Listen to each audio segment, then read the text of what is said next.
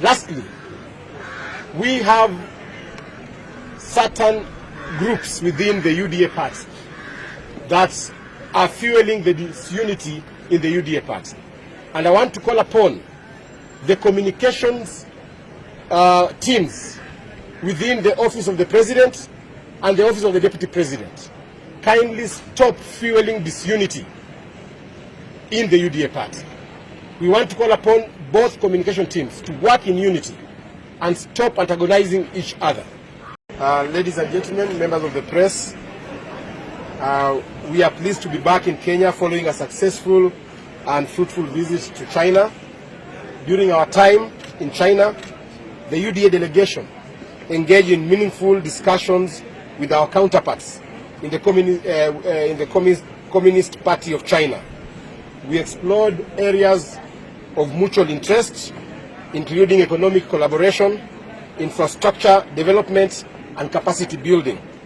The insights and experiences we garnered will undoubtedly strengthen our bilateral ties and continue to contribute to the strong ties between Kenya and China. However, upon my return to Kenya, I have been deeply concerned by reports of indiscipline among some of our elected members within our party. It has come to my attention that certain individuals have shown blatant disrespect to the party leadership, including the presidency. This behavior is unacceptable and will not be tolerated within the UDA party. We want to now bring order in the UDA party.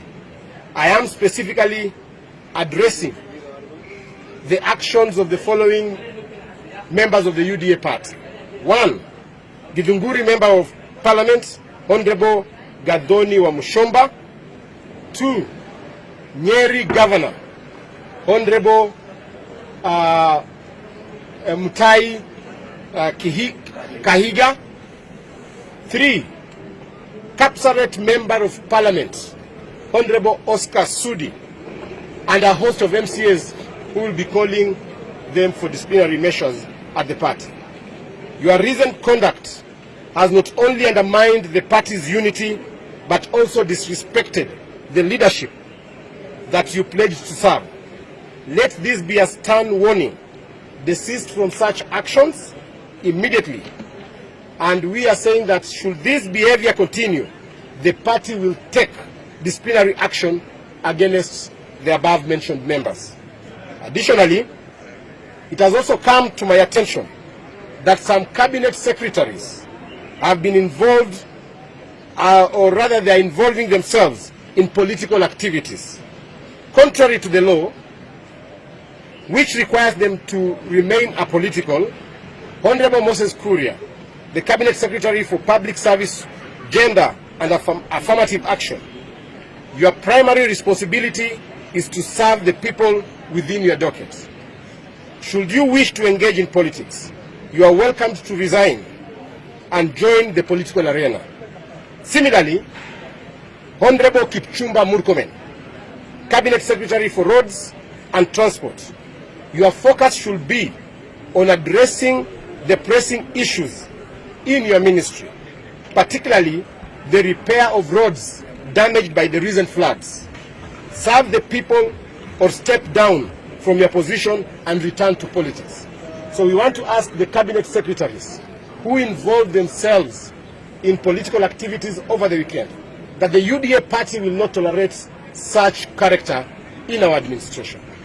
Our president is keen to implement his manifesto. We are lagging behind because of civil servants and public officers who have derailed the vision of our administration and engaged in politics.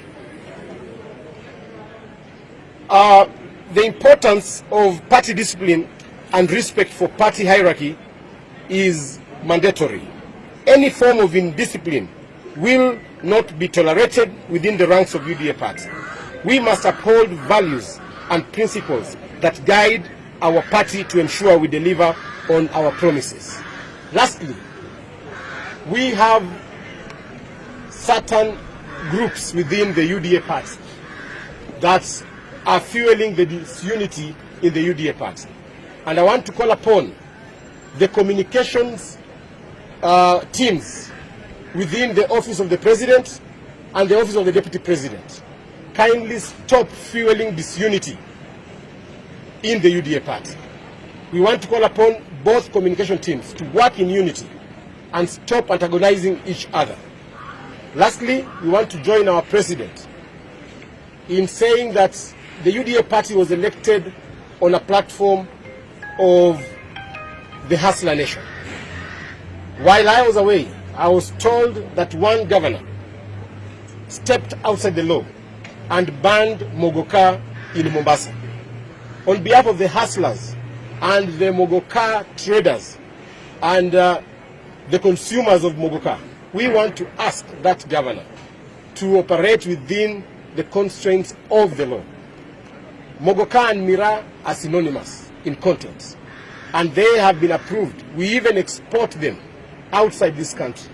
And therefore, we are saying that the traders that are involved in mogoka business should also operate within the confines of our law.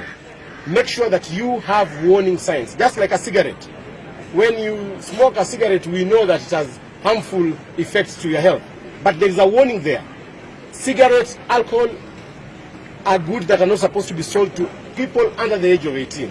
Similarly, the traders of mogoka should also observe the measures that have been put in place by other goods to ensure that they put warnings to where they are selling their goods, and also to desist from selling the goods to